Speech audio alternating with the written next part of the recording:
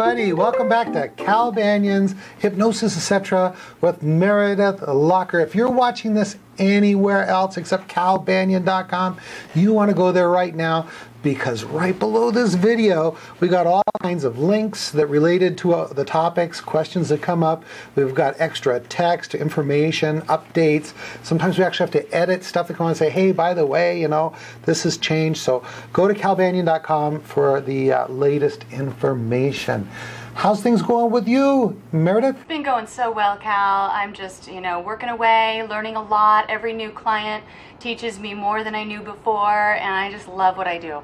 We're so proud of you. You are a 1%er par excellence. I am a 1%er, Cal, and yes. so are you. All right, good. And let's see. I guess it's time for me to do my usual announcements, unless you got anything I need to do. Announcements come first, Cal. I want to just publicly thank Meredith, because what she has to do is, she's more than just the co-host. She really has to kind of be a producer. She gathers the questions, she figures out what she's going to be asking me, and of course there is Taylor, who is our tech guy that does all the stuff in the background, that he edits all this stuff. And so thank you guys for all you do. All right, quick announcements. I got through them pretty fast last time. I'm going to try to get through them even faster this time. The economic stimulus package will end without notice. That's the 5-path 2.0 set. Save $300. I think I'm not sure if you can still get in on the savings on Jerry Valley's package. I have a link right below. Even at full price, it's worth the trip to Las Vegas to learn how to be a stage hypnotist. I tell you, just do a couple of shows, you've paid for the whole thing, and then you are in the black. Imagine getting paid to market your hypnotherapy practice. Pretty good deal. And that's what you can do once you start doing hypnosis demonstration shows and that kind of thing. We've got the July NGH approved Banyan Hypnosis Certification Super Course coming up. And October, we've got the 9 to 23, and October, let me say this all over again. I'm trying to go so fast. It's like my grandmother used to say, the faster I go, the behinder I get. October 19th to the 23rd and the 26th to the 30th is the other NGH approved Banyan Hypnosis Certification Super Course. And I don't know, check the link below. You still might have time to get in on our early enrollment special and save $250. Ourhypnospace.com membership is going up. It's getting to be more and more fun all the time. One of our most popular groups is the Hypnosis Scripts group, where I've posted some scripts that you can just download. Go there. Are you open to additional sources of income? Would you like to lose some weight? Would you like your clients to lose weight? Would you like to have a way to build a residual income? Then email Meredith or I, and we'll call you up personally, explain the whole thing to you, spill the beans. Meredith, what's the email address you want to use? Meredith@yourpathhypnosis.com. Perfect. I'm Cal Banyan at hypnosiscenter.com. You can email either one of us. We'll give you a call. By the way, you need to be in the U.S., Canada, Australia, Hong Kong, Taiwan, or Puerto Rico at this time. I may be able to work with people in other countries shortly, but right now we got to limit it to that. If you're in another country and you still want the information, you want to be put on my call list when I can work in your country, then just email me and say, hey, I know I'm like in Ireland or something, and I can't work with you yet, but let me know as soon as you can. NGH Convention, 7th, 8th, and 9th, with pre and post hypnosis courses. I'm teaching a course on Friday, and two of them actually. One is on 5-path, a quick overview of 5-path. It's a free 1-hour talk. And then I have one on secondary gain, and that's on Friday, also in the afternoon. And the big deal is going to be my pre-convention course. It is a 7-path teacher certification course. You do not have to have been, let me see, the only prerequisite is that you've had basic hypnosis training, and then you can become a 7-path self-hypnosis teacher. Now let me tell you something. This this workshop is going to be the buzz of the convention because people are absolutely amazed at the transformations that go on in that class. It's going to be a great time. Keep going to the hypnotistconvention.ning.com. That's the NGH website, little community website, talk about the convention. Now, as you can tell, I'm trying to get through this really quick. I forgot to start my timer. And, okay, I talked about that Elsom Eldridge, one of the main organizers for the convention, what he's doing is he's doing little like 1 hour seminars. I'm not sure they're 1 hour or half hour seminars with all the people who will be teaching the pre and post convention workshops so that you have a chance to kind of get a feeling for what those people are like and what their topic is like. And during this next week, we're going to have the following calls. Let's see, 9 p.m. Eastern Time, NLP Practitioner Certification Training and NLP Master Certification with Will Horton. And 9 p.m. Eastern Time, 7 Pass Self-Hypnosis Teacher Certification Training with Cal Banyan, where I'm going to talk about it and you can ask me questions and stuff. And Friday, June 19th, 9 p.m. Eastern Time, Making Presentations Memorable and Magical with Chuck Mignosa. So, and let me see if I can kind of give you some heads up on some other things that are coming next week, which is 9 o'clock, June 20th, 9 o'clock Eastern Time, Resolving Body-Focused Repetitive Behaviors with Drake Eastburn. And Sunday, June 21st, 9 p.m. Eastern Time, Past Life Regression Certification with Georgina Cannon. Let's see. Also, there's going to be an NGH Sports Hypnosis Certification course with Bob Reese and the Ultimate Stage Hypnosis deal with Jerry Valley. And I'll give you those exact times in our next episode. And I've got a link down there to the total schedule. All right. I don't know how long that took, but I'm doing as best I can. Take it away, Meredith. All right. Well, we've got all kinds of people tuned in right now to ourhypnospace.com watching this filming live, and it's really exciting. I know Cal's been excited about it. He's acting like a kid at Christmas time with a new toy, and we're certainly working out some of the kinks, so thank you to those of you who are trying to work on getting your sound and everything up and running and being patient with that, but this is just really fun. And so we have a couple questions that were submitted just now from these live streamers, and so I want to kind of start with those, and then we have a little bit of a topic to cover today. So you ready for the first question, Cal? I'm always ready. Beautiful. Well, Pia asks, ethically speaking, I always tell my students not to work using hypnotherapy with family members. What is your opinion about that? Pia, you're absolutely wrong. No, I'm just kidding. It's just seen the shocked look on her face because I've got her video running down below. This is the deal. I learned about this idea when I was, going through school for psychology. And if you're doing strictly direct suggestion work, go ahead and work with family, friends, that kind of thing. But your previous relationship can cause difficulties. If you're doing uncovery work, like age regression work, where you're starting to uncover the cause of the problem, I highly, highly suggest that you don't work with family and friends, and this is why. 2 negative outcomes can occur. One is, because of your previous relationship, when you enter into this hypnotherapist, hypnotist, client relationship, then you have what's called a dual relationship. And when you have more than just a professional relationship, the dynamics can get all, goofy, difficult, whatever you want to call it. For example, let's say you want to do hypnosis with your mother, father, sister, brother, cousin, spouse, and you are doing age regression work, and you go back to a time that's very important to get for your client to get insight and change. There's a couple things that can happen. Let's say it was a very embarrassing event that started it off, or it was a subsequent event after it started off, and it's just really embarrassing. A couple things can happen. One is your client can reveal it and revivify it.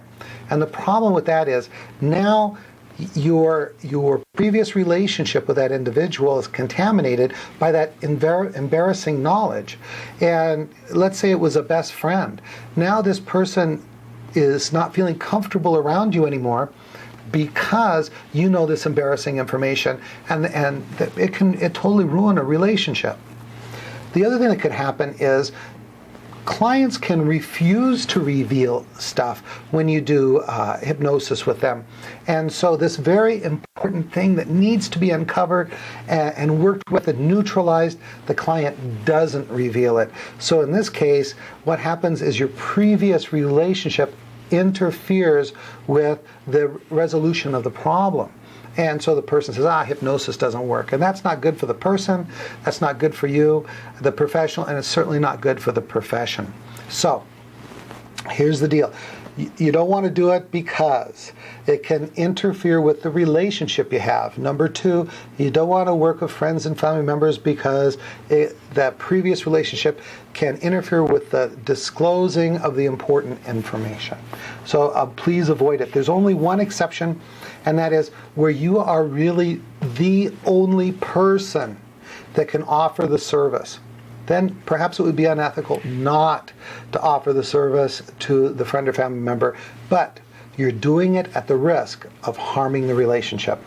Anything you want to add to that, Meredith? Yeah, I typically don't. I've only worked with one person that I know. She was a good friend of mine, and we had worked together as therapists, and so we knew so much already about each other, and we had a big conversation about it before I decided to work with her, and we both agreed that we felt comfortable, and that she felt like it didn't matter what came up in session, she would feel free and comfortable to share it with me, and so I proceeded and we worked together. But otherwise I really wouldn't. I would never work with a family member. I would really hesitate to work with any other friends. And if it's because of money, and that's the reason why someone might want to work with someone because they can't afford to go to someone else, I don't know, I'd still be hard pressed because there's this whole idea of fair exchange for services, and people are they have success coming out of something that they commit themselves to, and part of that commitment is financial. And so even then that might even make it more problematic that you're here seeing this person who may not be able to give full disclosure, and they haven't committed financially to the process. So it's not a good situation. It's certainly not the best therapeutic relationship. Yeah, exactly. And one of the things is, even if you take the time to say, the individual really feels comfortable and working with you, whatever comes up, but the problem is because the event that caused or events that contributed to the problem may not be something that the person is aware of consciously, it makes it difficult for the individual to give an informed consent, because they may be consenting to give up information that they don't know exists. So it's a minefield, and if at all possible, avoid it. Build a good relationship with another hypnotherapist in your area or a consulting hypnotist that can work with those kinds of people, and just cross-refer. That's what I recommend. I agree. Definitely. You ready for another question? I'm ready. All right.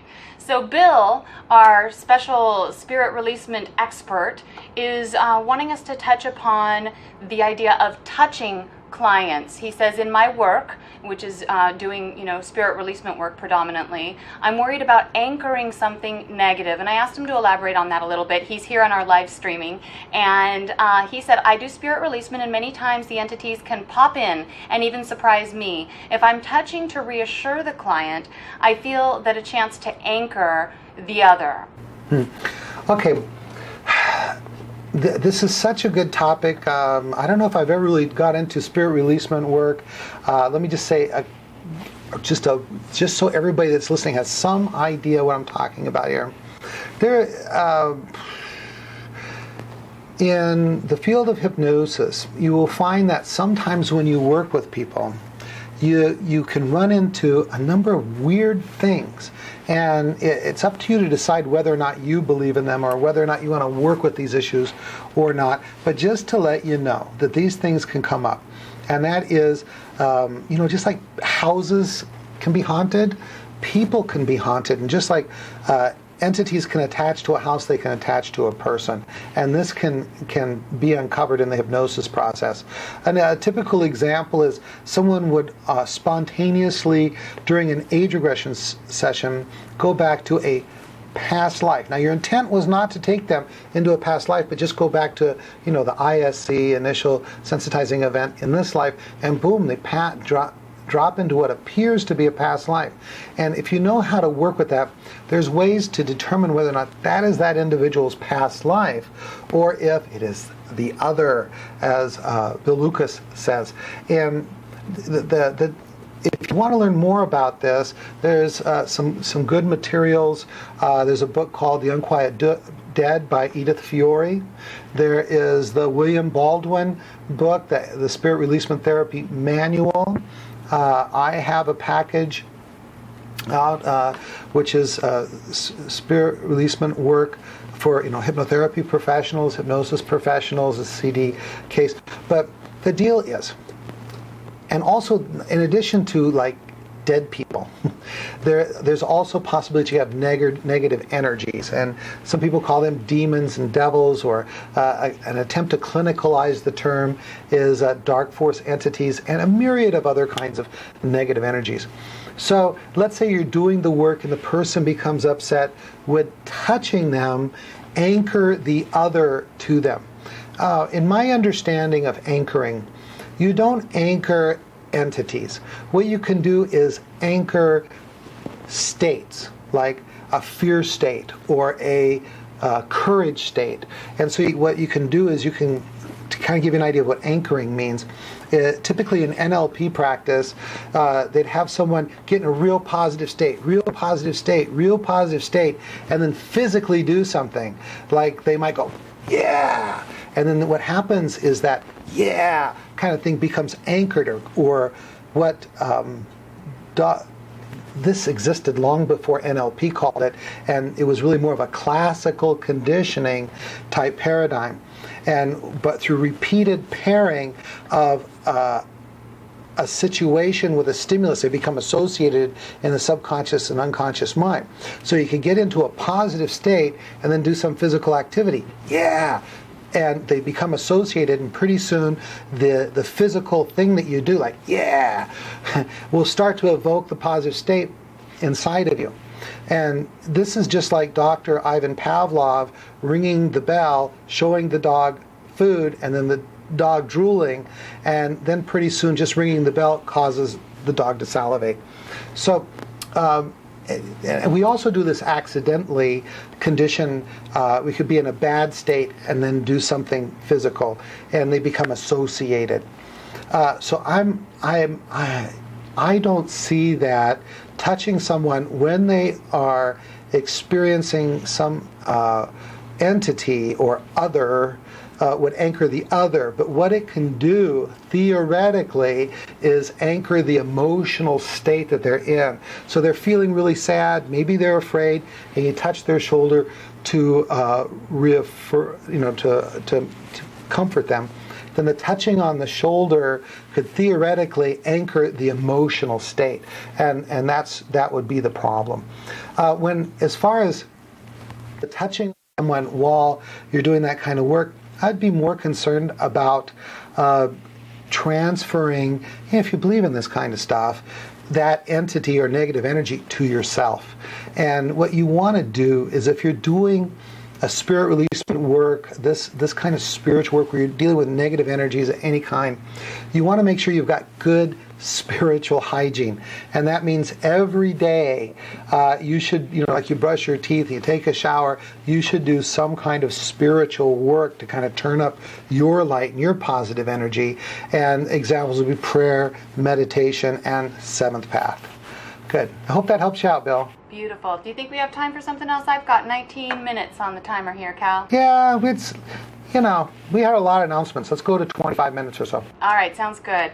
So there was a recent posting on a Yahoo group for the 5-Path Yahoo group, and it was about rates in these economic times. And I'm not going to mention the name of this poster because he doesn't know that I was going to bring this up, but I think that it's a really timely topic. I think that it's something that as people that work with the public and we have kind of a high turnover rate because we are so effective in what we do, we constantly have to get new clients, and we constantly have to convince new clients that our rates are acceptable. And we certainly want to collect a reasonable amount for our time. But these days people are really concerned about money. And so maybe they're watching their dollars more than usual, even if they haven't lost their job, even if they're not suffering financial hardship right now. And so kind of this topic is about, how do I sell my clients? How do I get clients and get the price that I'm asking for, that I feel is reasonable? And this brings up a huge long list of things, Cal, right? I mean, it brings up how do you set your rate? And you've talked about this in class, that you kind of look around at the people that are around you, and you maybe set it a little bit below that when you first start out, and then when you're relatively full with clients, then you raise it.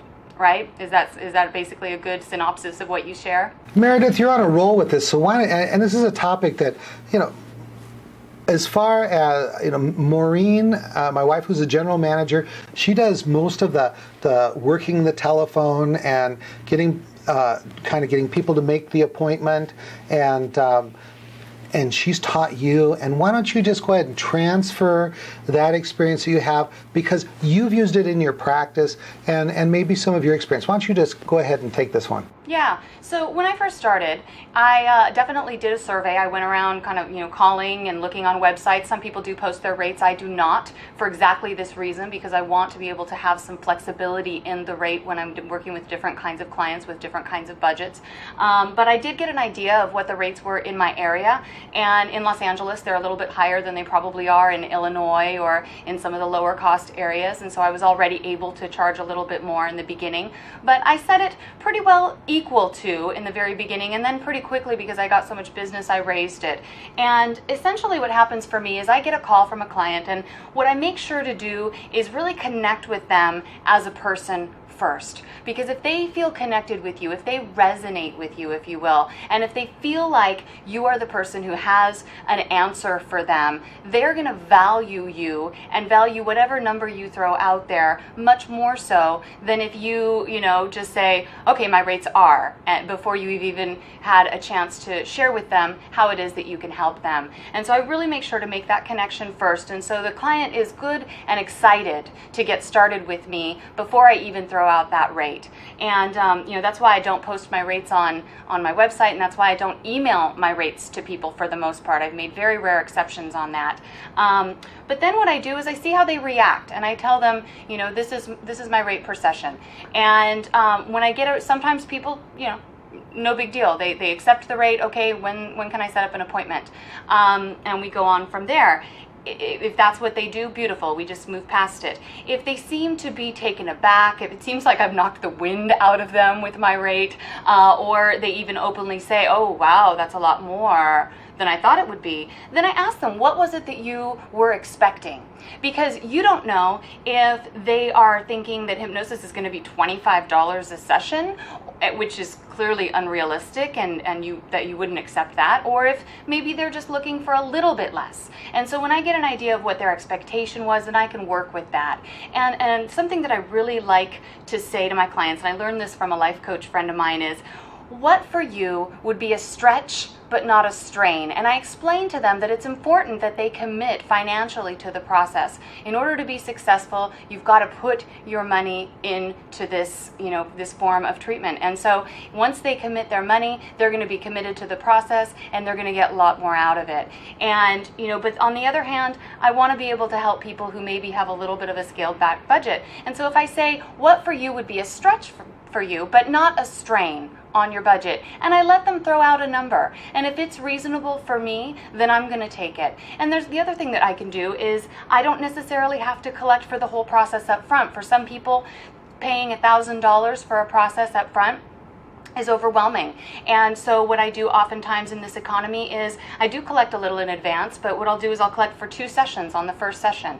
And then on the second session, I collect for the third session, and on the third for the fourth. And then people are able to kind of get another paycheck before they've put all of the money down, and it really stretches things out a little bit. You can also at some point give them a session free, basically, which averages the cost and brings it down a little bit. And I do that quite often. I'll give them the 5th free, but I don't average it down for them. I collect my full session price all the way through, and then if they've paid for the 4 sessions, then they will indeed not have to pay for the 5th. So these are just some ways that I've handled it, and I kind of threw this out there to our group, our live streaming group, and we've gotten a question and a comment. Pia says, I've heightened my rate through this economic time, and my success rate has been growing fast. The clients seem to be more motivated, and I find that too, Pia. I find that in these times, people are definitely looking for help. I mean, if you were already stressed before and now you're worried about money, you're going to be even more stressed, and you're going to be doing the things that you need help with more. You're going to be drinking more, eating more, smoking more, having all of these challenges more. And so clients are more motivated than ever. I agree completely. And then there was a question, do you have any advertising tips in these economic times? Cal, you're an awesome advertiser. Do you want to share a little bit about that? Well, I'll tell you something that we just figured out. We, for years, we really did a lot of our marketing through the internet. There wouldn't have been a Banyan Hypnosis Center if it wasn't for the internet, at least not the magnitude it is now. And also through Yellow Pages. And we have just discontinued our Yellow Pages program as of when it runs out in a few months. We're not going to be doing it anymore because we track all of our marketing sources. So now we go through, there's really 3 ways that we get clients. One is simply through the internet, and that means our website. And second, through referrals from our students and other hypnotherapists who know me. And then our clients, of course. You should have a really good referral network going after you've been in the profession for a while. Wow, how do you like my hat? I can't see your hat, Cal. You can't see my hat? No. Don't you have my video on? I guess maybe I don't. Here we go. I'm wearing my Certified Hypnosis Pro hat. There you are. Ooh, I like your hat. Hey, when I'm riding along in my convertible, I need to have a hat on, so, I know. He's got a pretty new car. Sometimes I just wear it like this. And then everybody behind me, they know that I'm a Certified Hypnosis Pro. Or a certified something, anyway. Okay. All right, so just to finish up touching on how to advertise, I get the majority of my clients through referrals from my previous clients or from the internet. Those are the main sources. I don't do a lot of work advertising. I really highly recommend optimizing your website and doing what you need to do to get yourself up as high as possible on Google. Some of the ways that I happen to do that is by advertising through Cal's sites, and he's kind of been the guru of the internet for so long. He's been on it for so long. Not to say you're old or anything, Cal, but he was around when the internet was born, I think, right? Oh, I was online before there was an internet. I first went online about 1983 or 84, so I've been online a long time. Yes, and so that means he's really high up on Google, and so that means if I can piggyback off of him, I'm going to. So that's how I advertise. It's been working for me. I've never had more calls. In fact, I've been really trying hard to take a vacation. One of these days, I'm just going to schedule it, block myself out, and go.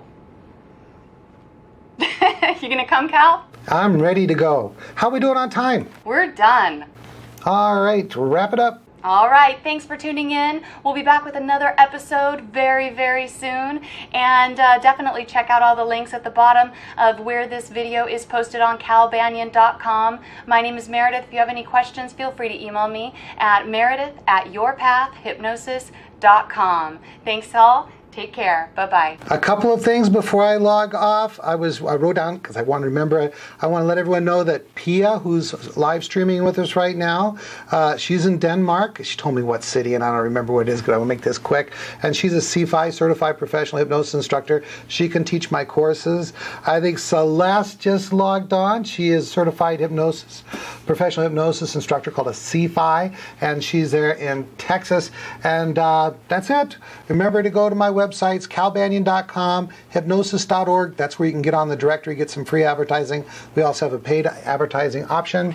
And that's enough for now. Cal Banyan, signing out.